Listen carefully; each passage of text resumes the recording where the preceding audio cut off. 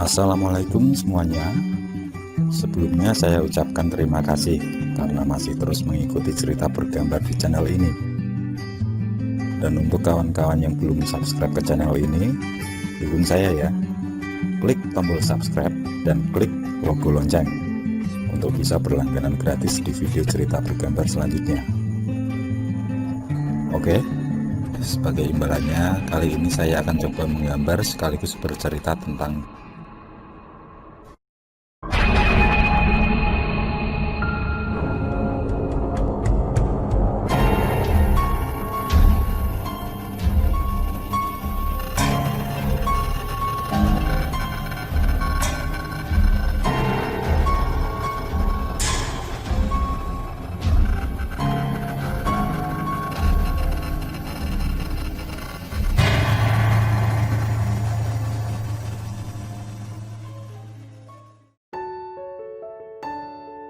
Wulan menimang keponakannya dengan sangat bahagia. Gadis berusia 14 tahun itu menggendong Indah Purnama, nama yang diberikan pada keponakannya yang baru berusia setahun. Dia menyusuri jalan setapak batuan di kampungnya, kampung terpencil yang terletak di lereng pegunungan. Kampungnya itu masih tampak asri dengan pepohonan yang lebat dan arus air sungai yang terdengar gemericik. Dia berjalan sambil menyaksikan arus sungai yang terlihat jelas dari jalanan. Ajak pulang keponakanmu, Wulan. Hari hampir petang, Ucap Ibu Wulan sambil menunggunya. Wulan bangkit lalu mengajak keponakannya kembali. Berbarengan dengan ibunya, dia berjalan pulang. Saat tiba di perempatan samping rumahnya, tiba-tiba mereka dikejutkan dengan kemunculan seorang perempuan parubaya. Perempuan yang masih asing itu terlihat rapi dengan pakaiannya yang khas dari kalangan ningrat. Ibu Wulan merasa aneh karena selama ini dia tidak pernah melihat keberadaan wanita tersebut di kampungnya. Wulan dan ibunya berhenti sebentar saat berpapasan dengan perempuan itu. Dengan sorot matanya yang tajam, wanita itu menatap Wulan yang sedang menggendong keponakannya. bayi dan bibinya akan tinggal di dasar sungai. Ucapnya tanpa tersenyum sedikit pun. Apa maksudmu? Tanya Ibu Wulan terkaget. Itulah yang akan terjadi pada anak dan cucumu. Jawab perempuan tersebut yang kemudian berlalu tanpa permisi. Wulan dan ibunya hanya menatap langkah perempuan misterius itu dengan perasaan aneh.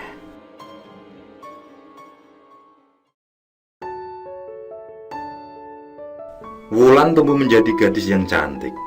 Selain pendiam, dia sering menghabiskan waktunya di rumah. Tidak seperti gadis lain yang suka bepergian keluar rumah. Sehingga di usianya yang menginjak 21 tahun, belum ada seorang lelaki yang datang meminang. Padahal gadis seusianya sudah banyak yang berkeluarga, bahkan mempunyai momongan. Dia mengisi hari-harinya dengan mengasuh Indah. Keponakannya itu sangat dekat dengannya, melebihi ibu kandungnya sendiri. Walaupun sudah cukup besar, Indah selalu ikut setiap kali Wulan keluar rumah. Seperti biasa, pagi ini Wulan pergi ke sungai untuk mencuci baju bersama Indah yang selalu ikut menemaninya. Meski menginjak usia 7 tahun, tapi gadis cilik itu belum dimasukkan ke jenjang sekolah. Sudah kebiasaan orang tua di sana yang memasukkan anaknya bersekolah di SD saat anak mereka usia 8 tahunan. Saat sampai di sungai, Wulan melihat beberapa gadis sebayanya sudah berada di sana. Sungai yang cukup luas dengan airnya yang jernih dan juga pemandangan di sekitar yang sangat asri, itu merupakan tempat bagi warga untuk mencuci baju. Sementara untuk mandi, sudah ada beberapa sendang di area sekitarnya. Suasana yang begitu hangat, sendagura para gadis itu terdengar akrab. Sesekali sepoi angin mempermainkan rambut mereka. Wulan, kamu itu loh masih saja mengajak keponakanmu kemana-mana. Kata saja tidak ada laki-laki yang melirikmu. Canda seorang teman Wulan yang diikuti tawa riuh gadis lainnya. Emang kenapa? Aku senang kok mengajaknya. Lagian, keponakanku ini sangat lucu dan selalu membuatku bahagia. Jawab Wulan dengan tenang, sembari asik mengucek baju di atas bebatuan. Matahari semakin naik.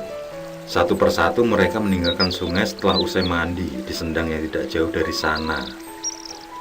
Hanya tinggal Wulan dan keponakannya yang masih terlihat.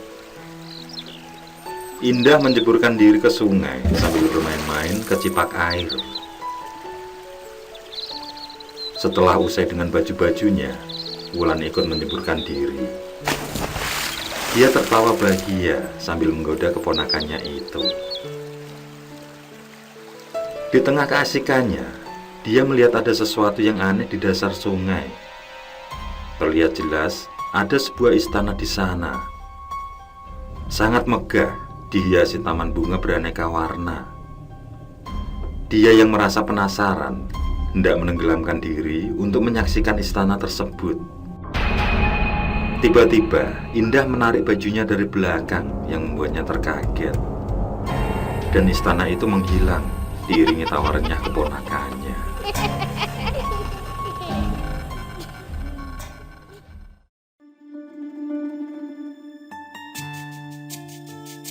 Setelah dari rumah kakaknya, Wulan langsung membaringkan tubuh di kamar.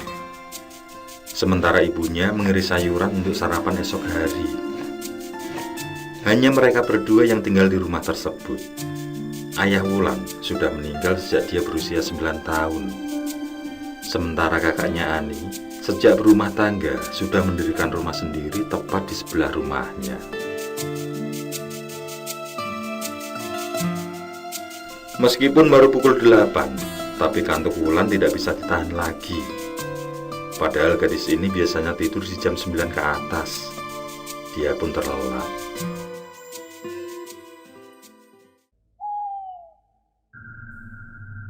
Tepat tengah malam, dia terjaga.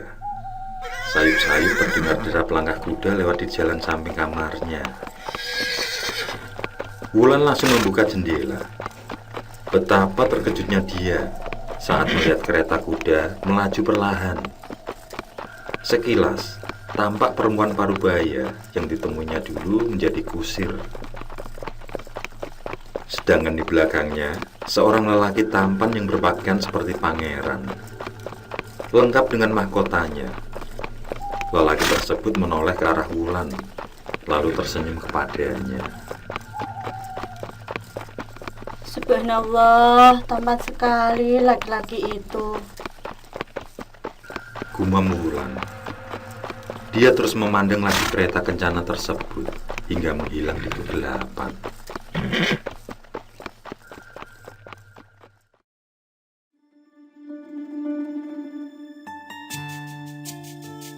Setelah apa yang dilihat malam itu, Wulan selalu terbangun di tengah malam. Dia berharap melihat sang lelaki tampan itu kembali lewat. Di hatinya penuh kerinduan pada lelaki tersebut. Kerinduan yang datang di setiap waktunya. Tetapi dia harus kecewa karena kereta itu tidak pernah lagi lewat. Namun Wulan mampu mengobati kerinduannya yang dia rasakan, karena lelaki tersebut muncul dalam mimpinya. Di mimpi itu, dia menikah di sebuah istana yang sangat megah, dihiasi emas dan permata. Sang pangeran tampak begitu bahagia saat memegang tangannya. Tapi anehnya, di pesta tersebut, dia hanya didampingi Indah. Tidak ada sanak keluarga lain berada di sana.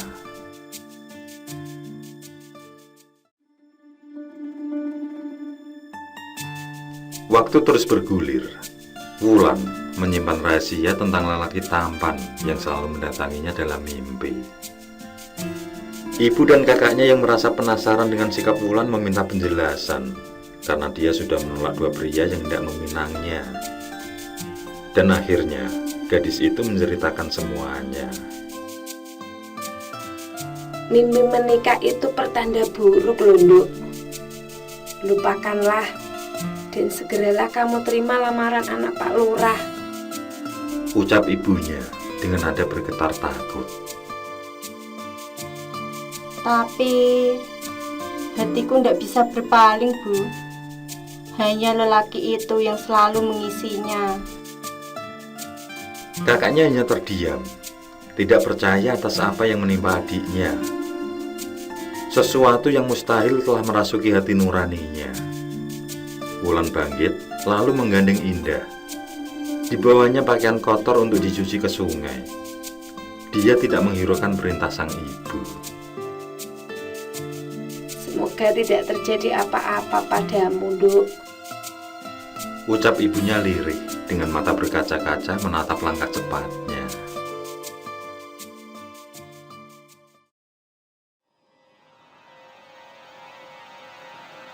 Kakak dan ibunya tampak sangat cemas. Hari yang memasuki zuhur ini belum juga terlihat Wulan dan Indah pulang dari sungai. Sebelumnya mereka berpikir kalau Wulan ngambek karena dinasehati tadi pagi. Tapi pikiran itu berubah menjadi kecemasan yang luar biasa saat Wulan tidak juga pulang. Akhirnya mereka pun bergegas menuju sungai. Begitu sampai, tidak ada siapapun di sana. Mereka hanya menemukan keranjang cucian Wulan tergeletak dengan baju yang sudah dicuci bersih. Kakak dan ibunya mulai berteriak memanggil dengan panik. Tetapi tidak ada sahutan. Juga tidak ada tanda-tanda kemunculan mereka. Dengan penuh ketegangan, kakak dan ibunya kembali ke kampung. Mereka mulai menanyakan ke beberapa warga. Mungkin ada yang melihat keberadaan Wulan. Tapi tidak seorang pun yang tahu. Beberapa dari mereka memang berbarengan saat mencuci tadi pagi. Namun setelahnya, mereka tidak menjumpai Wulan.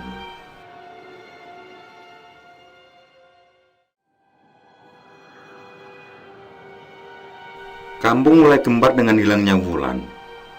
Kakak dan ibunya terus menangis. Bersama warga desa, mereka mulai mencari Wulan dan Indah. Mereka menyusuri sepanjang sungai sambil berteriak memanggil. Berharap Wulan segera muncul. Tapi pencarian hari itu sia-sia. Mereka belum menemukan Wulan yang menghilang secara misterius.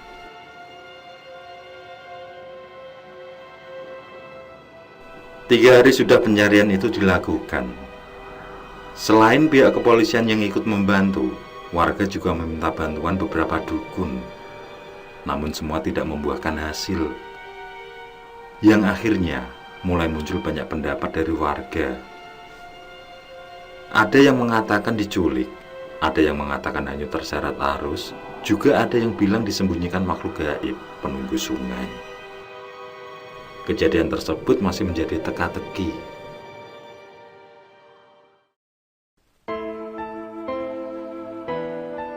Ibu Wulan yang masih berduka tidur di rumah Ani yang tidak kalah sedihnya. Mereka berdua telah kehilangan sosok yang dicintai, Wulan dan Indah. Mereka selalu terbayang bibi dan keponakan yang tidak bisa terpisah itu. Selalu tertawa bahagia, bahkan sampai menghilang, mereka masih bersama. Malam yang telah larut membawa Ibu Wulan keluar rumah. Dia terduduk di teras dengan air mata terus menetes. Tidak lama kemudian, Ani menyusul. Mereka duduk berdampingan dengan isak tangis bersahutan. Mereka teringat saat terakhir berbicara dan melihat Wulan maupun Indah. Di tengah duka itu, tiba-tiba lewat rombongan kereta kuda. Di sana tampak perempuan yang pernah ditemui Ibu Wulan dulu. perempuan asing layaknya Ningrat itu berdiri sebagai kusir. Sementara di belakangnya tampak Wulan duduk berdampingan dengan seorang lelaki tampan, Mbak Pangeran. Indah berada tepat di antara mereka. Wulan dan Indah melambaikan tangan sambil tersenyum bahagia. Saat Ani dan ibunya bangkit hendak mengejar, kereta itu melaju dengan cepat dan menghilang di telan malam. Semoga kamu mendapatkan yang terbaik, anakku. Dan jagalah selalu keponakanmu. Ucap Ibu Wulan di sela tangisnya.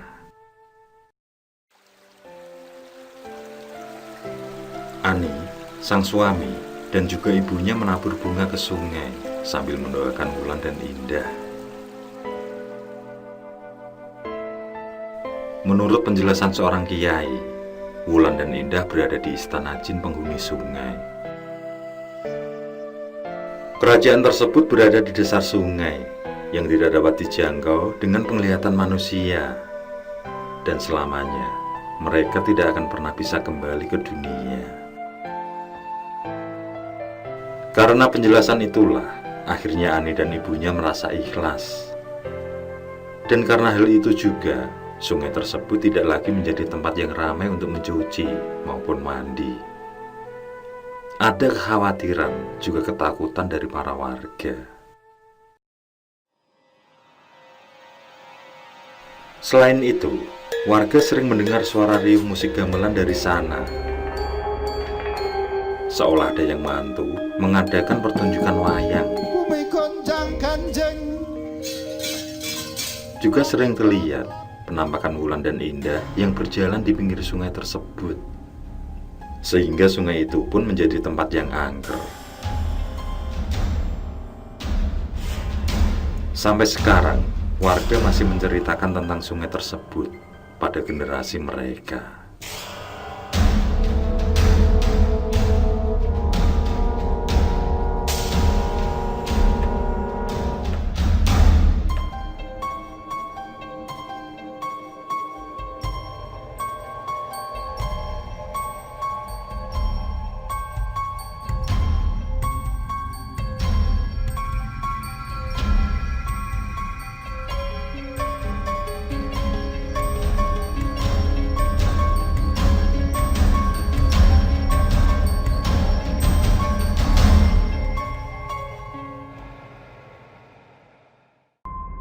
Oke, saya kira cukup cerita kali ini. Untuk cerita-cerita lainnya, silahkan buka di bagian video dalam channel ini, di playlist cerita bergambar. Sekali lagi terima kasih ya. Jangan lupa like, komen, share juga boleh. Dan untuk yang belum subscribe, langsung klik tombol subscribe. Semangat berkarya. Akhirul kalam, wassalamualaikum warahmatullahi wabarakatuh.